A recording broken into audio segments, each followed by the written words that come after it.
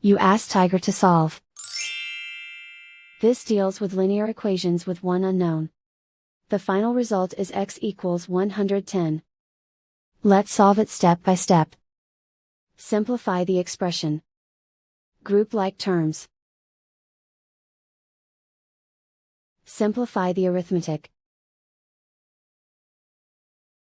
Group all constants on the right side of the equation. Add 40 to both sides. Simplify the arithmetic.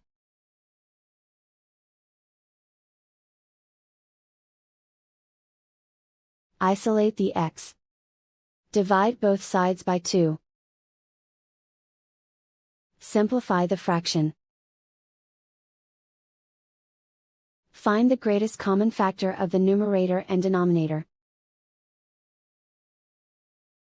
Factor out and cancel the greatest common factor. And so the final result is x equals 110.